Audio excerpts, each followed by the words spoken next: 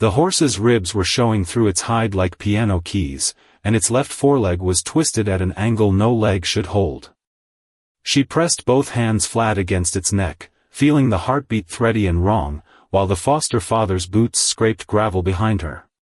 She knew if she turned around, he would tell her to let it go, and that was the last thing she could do in a life where she'd already let everything go. She found the horse on a Tuesday.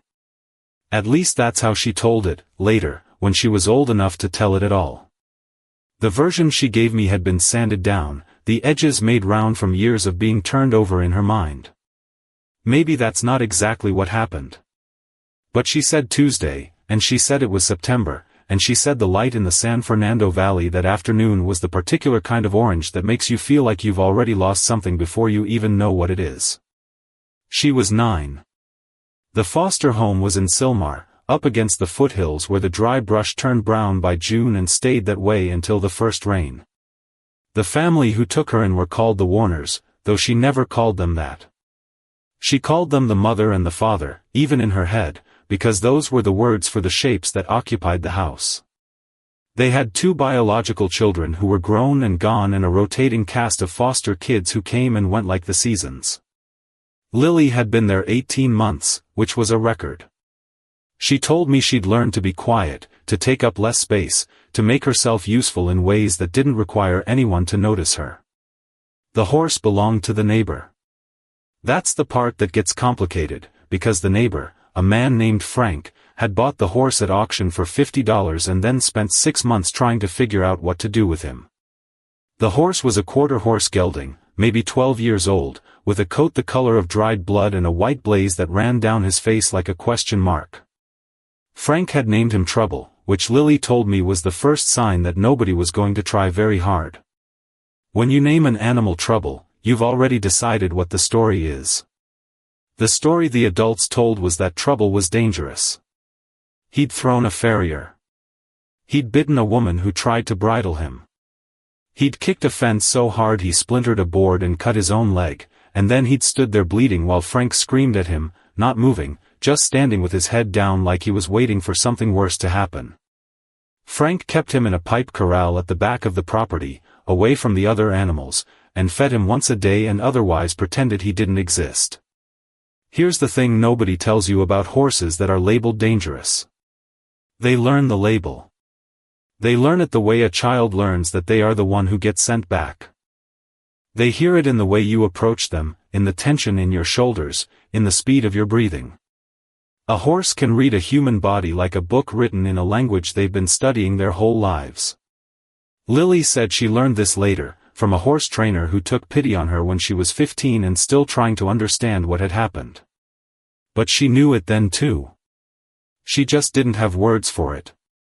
She started going to the corral in the afternoons. At first she just stood at the fence, 20 feet back, not looking at him. She'd read somewhere that horses responded to pressure and release, that if you stood at a certain distance and waited for them to make a choice, you were telling them something without telling them. She was 9.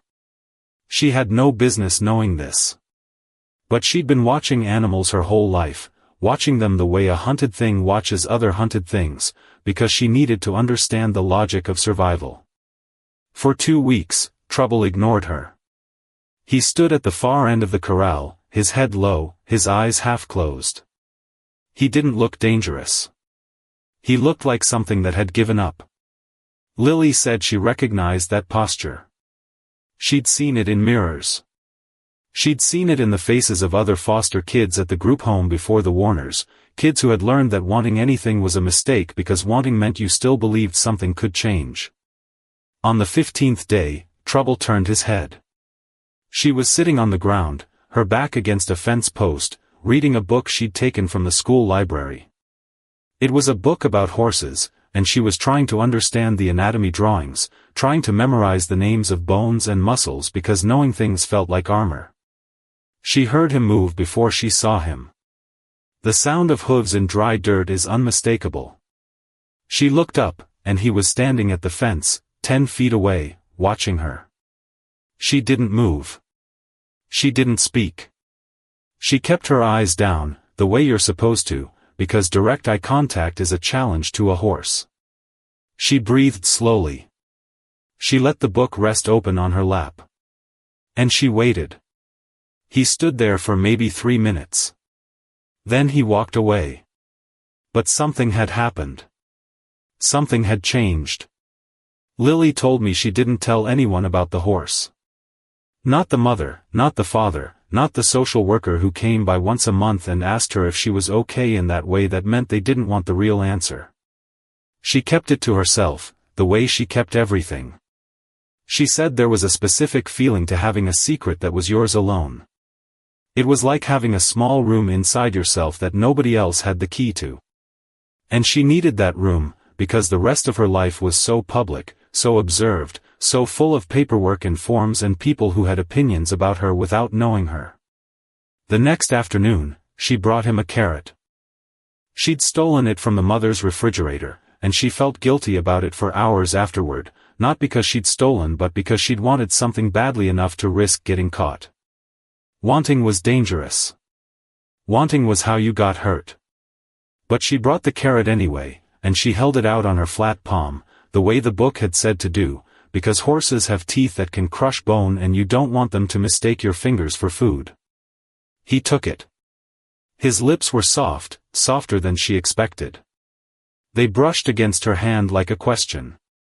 He chewed the carrot in 3 bites, and then he stood there, his breath warm in the cool September air, and he looked at her with an expression she could not name.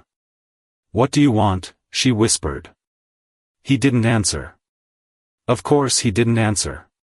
But something in his posture changed. His head dropped slightly. His ears softened. He took 1 step closer, and then another, until his nose was inches from her chest. She could feel his breath through her shirt.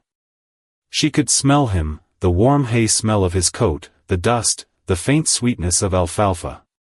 She stayed there until the light turned cobalt and the mother called her in for dinner. This went on for a month. Every afternoon, after school, she went to the corral. She brought whatever she could find, an apple, a handful of grain, a piece of bread.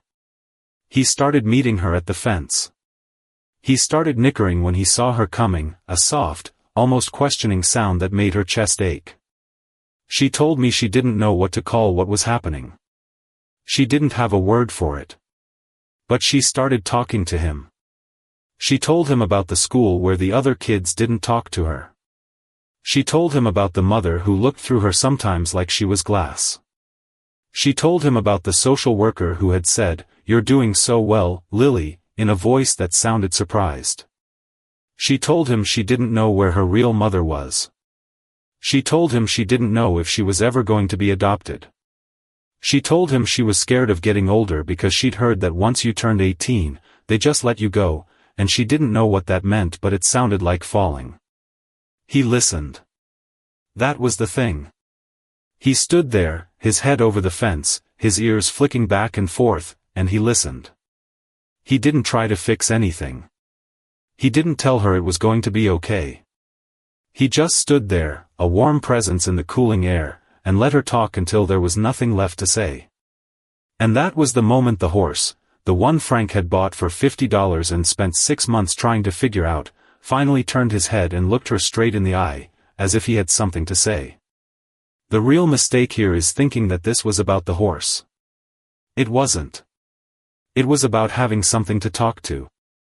It was about the specific relief of speaking to a creature who would never repeat what you said, who would never use it against you, who would never file a report or make a note in your case file.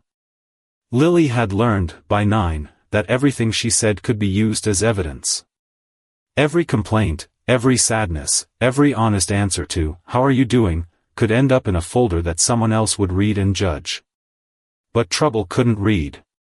Trouble couldn't write. Trouble could only stand there with his warm breath and his soft lips and his enormous, patient silence. The turning point came in October. Frank had decided to get rid of the horse. Have you ever had to let go of something, or someone, who couldn't speak for themselves, knowing it was the only choice left? Lily heard him talking to the father over the fence, heard him say that Trouble was worthless, that he was costing money, that he'd called the auction and they'd take him back for $20 if he was lucky. She heard the word, kill, and then she heard the father say something she couldn't make out, and then Frank laughed. She didn't cry. She'd learned not to cry. But she went to the corral and she stood in front of Trouble and she put her hands on either side of his face, the way she'd seen in a movie once, and she looked into his eyes. What strikes me at this point is the silence, I said to Lily at the feed store, and she nodded. She said, that's the part one can't explain to people. The silence. When I touched his face, everything went quiet. Not the world. The world was still there. But something inside me went quiet. Like I'd been holding a scream for years and I didn't even know it, and he just took it. He just stood there and let me put it down. She told me she made a decision then. She decided she was going to save him. She was 9 years old. She had no money, no car, no adult who would help her, no plan that made any kind of sense. But she decided anyway. This is exactly where everything changes. Because for the first time in her life, Lily wanted something badly enough to act. Not to hope. Not to pray. To act. She went to the school library and found a book about training horses. She read it under the covers with a flashlight. She learned about pressure and release, about the importance of consistency, about how horses understood the world through movement and energy. She started applying what she learned, not because she thought she could fix Trouble, but because she needed to believe that something could be fixed. She taught him to lower his head on pressure. She taught him to move his hindquarters when she touched his hip. She taught him to stand still while she ran her hands down his legs, checking for heat or swelling the way the book said to do. And he learned. He learned slowly, but he learned. He started looking for her. He started coming to the gate when he heard her footsteps. She told me about the day she decided to ride him. It was a Saturday in November. The sky was that electric cobalt blue that happens after rain, and the air smelled like wet sage and dust. She'd brought a halter she'd found in Frank's barn, an old rope halter with a frayed lead rope that she'd spliced back together. Trouble dropped his head for her. He let her slide the halter over his nose. He let her lead him to the mounting block, an old cinder block that had been there so long it was half buried in the dirt. She stood on the block. She put her hand on his withers. She could feel him tense, feel the muscle flutter beneath his skin. She started talking to him, the same low steady voice she used when she was reading to him from her schoolbooks. She said, it's okay, I'm just going to sit on you for a second, and then I'm going to get off, and then we're going to do it again, and eventually it's going to be fine, I promise, I promise. She swung her leg over. She sat on his back. He stood still. She could feel him breathing, feel the rise and fall of his ribs beneath her thighs. She sat there for maybe 30 seconds, and then she slid off, and she put her arms around his neck, and she cried. She told me she didn't know why she cried. But I think she knew. I think she knew that what had just happened was more than riding. It was trust. It was a conversation without words. It was a creature who had been told he was dangerous, who had been treated like he was dangerous, who had learned to be dangerous because that was the only identity anyone had given him, choosing to believe that she was safe. What strikes me most about this part of the story is how specific the moment was. She told me the exact color of the sky. She told me the temperature. She told me that a bird landed on the fence post and watched them for a full minute before flying away. She remembered everything, because she had replayed that moment so many times. It was the moment she stopped being someone to whom things happened and started being someone who made things happen. She rode him bareback for 3 weeks before Frank found out. She'd take him out into the open fields behind the corral, where the grass was yellow and dry and the mountains rose up like cut paper against the sky. He was not a good horse. He had a rough trot and a jerky canter, and he spooked at birds and shadows and the sound of wind through dry weeds.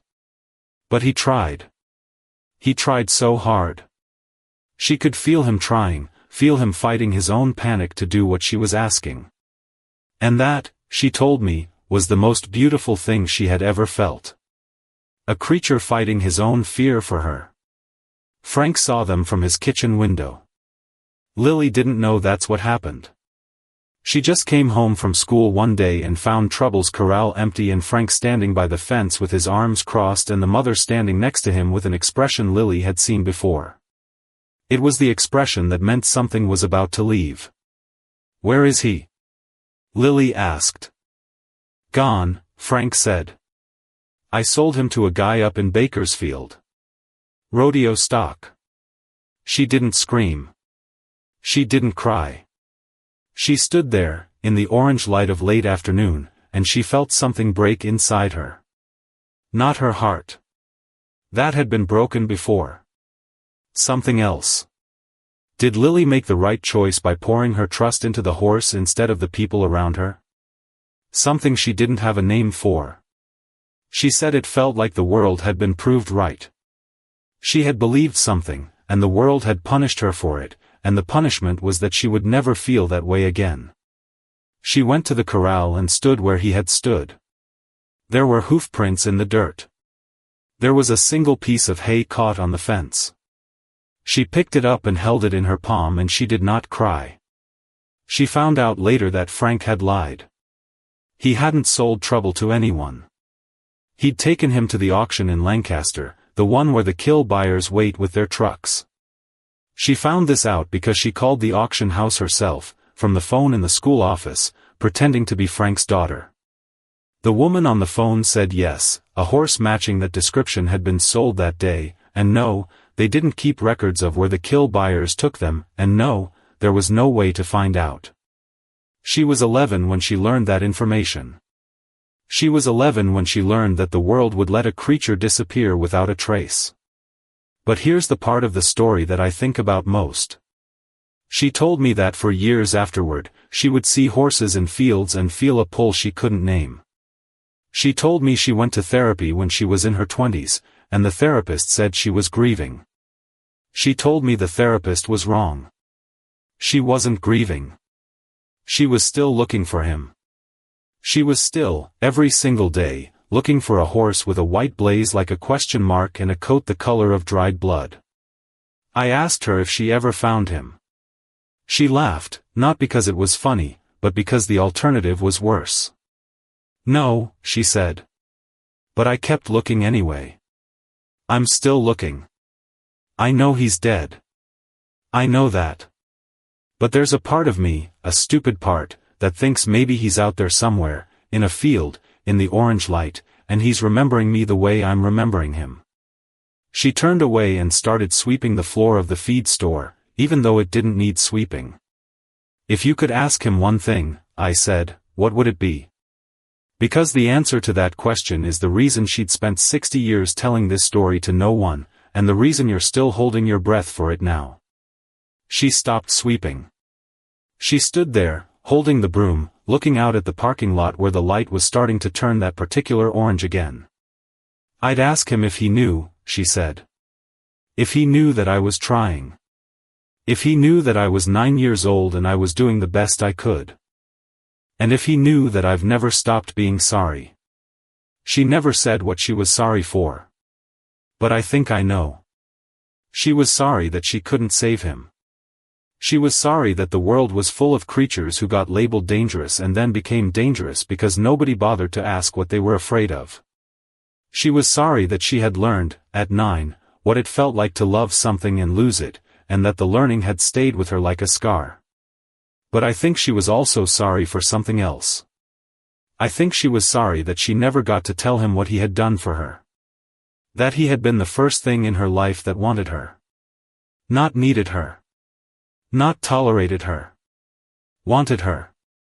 And that wanting had changed her in ways she was still discovering, even now, standing in a feed store in Castaic with a broom in her hands and the light going orange through the window. I asked her if she ever had another horse. 3, she said. All of them rescues. All of them labeled dangerous. All of them the best animals I've ever known. Maybe you weren't saving them, I said. Maybe they were saving you. She looked at me then, and she didn't say anything. But she didn't have to. The look on her face was the look of someone who had heard something they already knew but had never heard anyone say out loud. And that, I think, is the whole story. That is the thing she had been waiting 50 years to hear. I don't know if she's still at that feed store. I don't know if she ever told anyone else this story. But I think about her sometimes. I think about the horse. I think about the light in the San Fernando Valley in September, that particular orange that makes you feel like you've already lost something before you even know what it is. And I wonder if there's someone out there, right now, a child or a grown-up or a horse or anyone, who is waiting for someone to see that they are not dangerous. They are just scared. And they are just waiting for someone to be brave enough to come closer. That's the part of the story Lily left out. The part where we ask ourselves if we have been that someone. If we have been brave enough. If we have been willing to stand at the fence and wait, for as long as it takes, for the creature who has given up to turn its head and look at us and ask, without words, if we are real. I don't know the answer. I don't think Lily knew either. But the question, I think, is enough.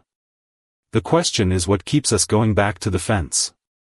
The question is what keeps us holding out our hands, flat and open, even when we've been bitten before. What would you have done if you had been 9 years old and the only creature who loved you was being taken away? Would you have screamed? Would you have cried? Would you have done what Lily did, and carried the silence with you for the rest of your life? She told me one more thing before I left the feed store. She said that sometimes, when she closes her eyes, she can still feel his breath on her palm.